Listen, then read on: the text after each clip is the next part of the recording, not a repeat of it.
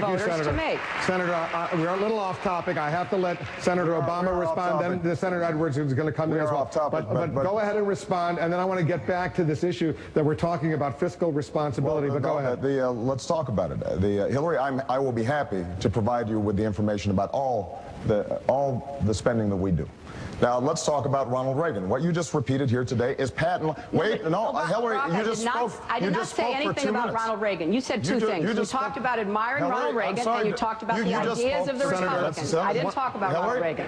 We just had the tape. You just said that I complimented the Republican ideas. That is not true. What I said, and I will provide you with the quote.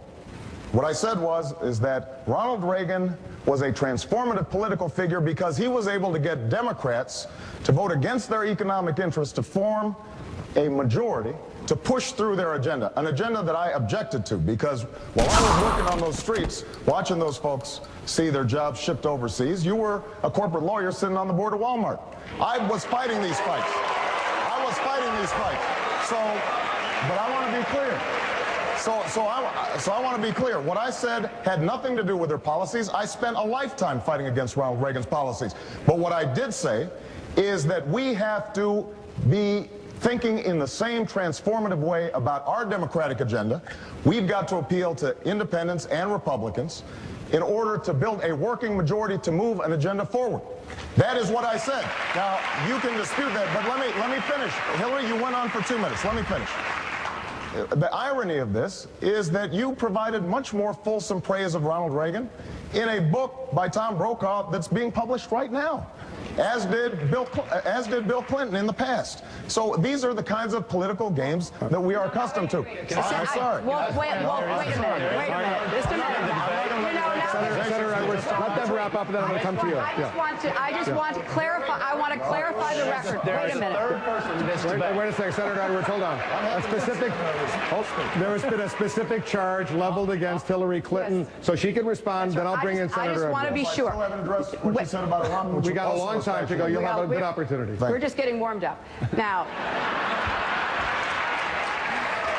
I just want to be clear about this.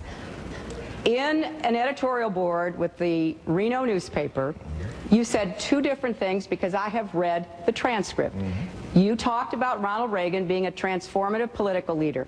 I did not mention his name. Your husband did. Well, I'm here. He's not. Okay, well, I can't tell who I'm running against sometimes.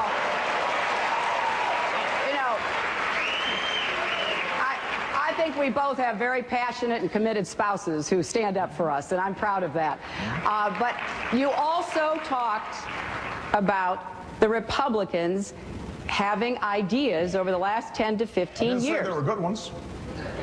Well, you can read the context of it. Well, it certainly I didn't came say across. They were good ones. Well, it certainly came across in the way that it was presented as though the Republicans had been standing up against the conventional wisdom with their ideas. I'm just reacting to the fact, yes, they did have ideas, and they were bad ideas, bad for America. And I was fighting against those ideas when you were practicing law and representing your contributor, Resco, in his slum landlord business in inner city Chicago. Hold on 1 second. Hold on. Senator Edwards has been remarkably patient during this exchange, and I want him. I don't know if you want to get involved in this, Senator Edwards. What I want to say first is, are there three people in this debate, not two?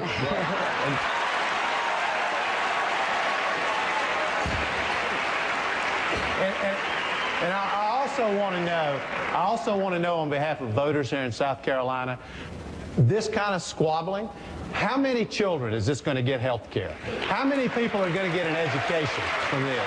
How many kids are going to be able to go to college because of this? We have got to understand, you know, and I respect both of my fellow candidates, but we have got to understand this is not about us personally. It is about what we are trying to do for this country and what we believe in.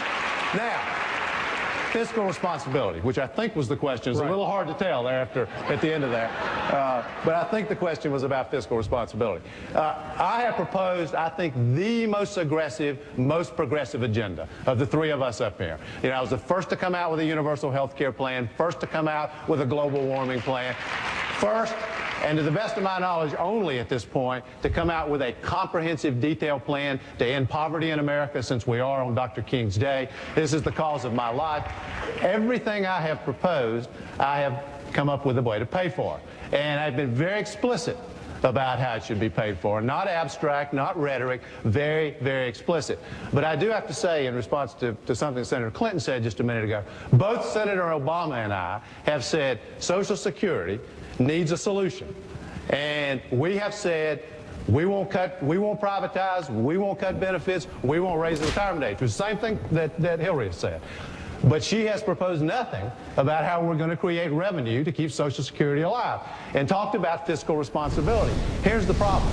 If you don't have, this is not complicated, the American people understand it. If you got more money going out than is coming in, you're going to eventually run out of money. And you've got to have a way to pay for it, which is why, now let me finish this. Lord knows you let them go on forever.